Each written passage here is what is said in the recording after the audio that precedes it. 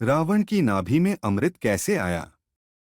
आपने रामायण में यह भी सुना होगा कि रावण को अमरता का वरदान था। रावण की नाभि में अमृत आरोपित किया गया था, जिसके कारण रावण अमर हो गया था। उसे मारना कोई साधारण बात नहीं थी। लेकिन आपको यह जानकर हैरानी होगी कि रावण की नाभि में इस अमृत को स्थापित कैसे किया गया। आज हम इसी के बारे में बात करेंगे। एक समय की बात है, बाली और रावण के बीच युद्ध हुआ, जिसके परिणाम स्वरूप इस युद्ध में महाराज लंकेश को शरीर के अंदरूनी चोट लगी, जिससे कि लंकापति रावण बहुत ज्यादा बीमार पड़ गया था।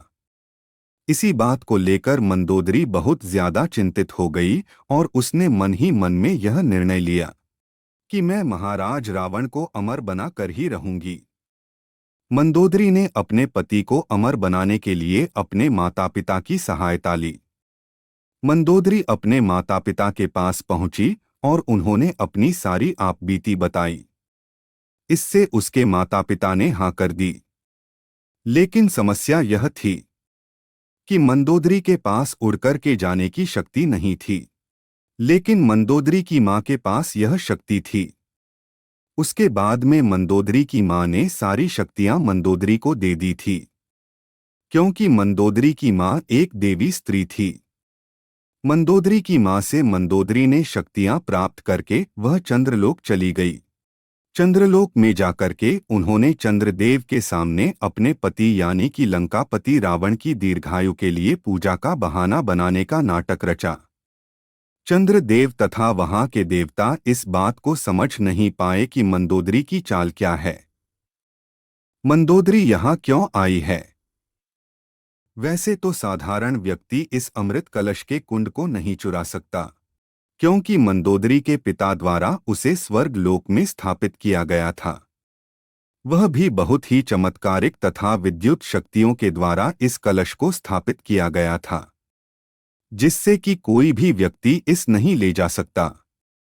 यदि कोई व्यक्ति आकाश मार्ग से उड़कर भी आता है तो इसके नीचे से बहुत सारी विषैली गैसें निकलती है, जिससे किसकी मृत्यु हो जाती है। और यदि कोई व्यक्ति इसके पास चलकर जाए तो भी उसकी मृत्यु निश्चित होती है, क्योंकि इनके चारों ओर गर्म लावा निकलता रहता है।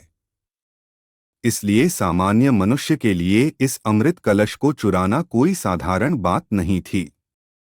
चंद्रलोक का एक नियम है कि चंद्रदेव साल में एक बार अश्विन मास की पूर्णिमा, शरद पूर्णिमा के दिन इस अमृत कलश को वहां से निकालते हैं तथा धरतीवासियों के कल्याण के लिए कुछ बूंदे धरती पर गिराते हैं। अब मंदोदरी के सामने यह अच्छा मौका था, क्योंकि जिस दिन मंदोदरी गई थी उसके 2 दिन बाद ही पूर्णिमा थी। इसलिए मंदोदरी को अमृत कलश चुराने का अच्छा मौका मिल गया। जैसे ही पूर्णिमा की रात्रि को चंद्रदेव ने अमृत कलश वहां से बाहर निकाला, तभी रावण की पत्नी मंदोदरी ने मौका पाकर के अमृत कलश को चुरा करके भागने लगी, जिसके कारण देवताओं को इसका पता चल गया और देवताओं ने मंदोदरी का पीछा किया।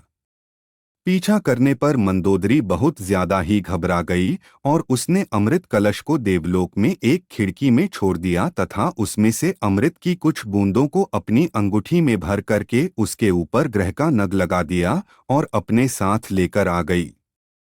मंदोदरी अमृत लेकर धरती लोक पर पहुंच गई थी। उसके बाद उसने रावण को अमर करने के लिए अपने देवर विभीषण का सहारा लिया। वह एकमात्र लंका में ऐसे व्यक्ति थे जो कि धर्म, पूजा पाठ तथा सकारात्मक प्रकृति के विचारधारा वाले व्यक्ति थे। मंदोदरी ने यह सारी घटना विभीषण को बताई। पहले तो विभीषण ने उसका विरोध किया, मगर मंदोदरी के बहुत समझाने के बाद वह तैयार हो गया। लेकिन विभीषण ने एक शर्त रखी कि इस बात का पता हमारे दोनों के अलावा और किसी को नहीं होना चाहिए। इस बात से रावण की पत्नी मंदोदरी भी सहमत हो गई और उन्होंने शरद पूर्णिमा के दिन ही इस अमृत की बूंद को रावण की नाभि में अमृत स्थापित करने का निर्णय लिया। पूर्णिमा की रात्रि को मंदोदरी तथा विभीषण ने रावण को अशोक वाटिका में बुलाकर के मदिरा के साथ कुछ जड़ी बूटियां पिलाकर के रावण को बेहोश या अचेत किया गया। रावण की अचेत होने के बाद कमलनाल पद्धति द्वारा विभीषण ने उस अमृत की बूंदों को रावण की नाभि में स्थापित कर दिया, जिसके कारण रावण अमर हो गया। अब रावण का सिर भी कट जाता है तो भी वह जिंदा रहेगा। मेडिकल लाइन संपूर्ण ज्ञान जिसको होता है उसको वैस्क्युलर सर्जन बोलते हैं। पूरे विश्व में विभीषण उस समय का एकमात्र वैस्क्युलर सर्जन था। इस प्रकार रावण की नाभि में अमृत स्थापित किया गया। अमृत रावण की नाभि में स्थापित क्यों किया? क्योंकि जो अमृत की बूंदें मंदोदरी रावण के लिए लेकर आई थी वह पर्याप्त नहीं थी। हमारे शरीर में समस्त नाड़ियों का केंद्र नाभि में होता है, इसलिए यदि नाभि में अमृत को पहुंचा दिया जाए तो यह हमारे शरीर के हर नाड़ी में पहुंच जाता है।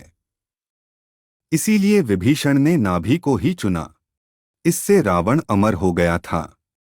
बाकी की रामायण तो आप जानते ही होंगे कि किस प्रकार हमारे श्री राम ने लंकापति रावण का वध किया और समाज का कल्याण किया।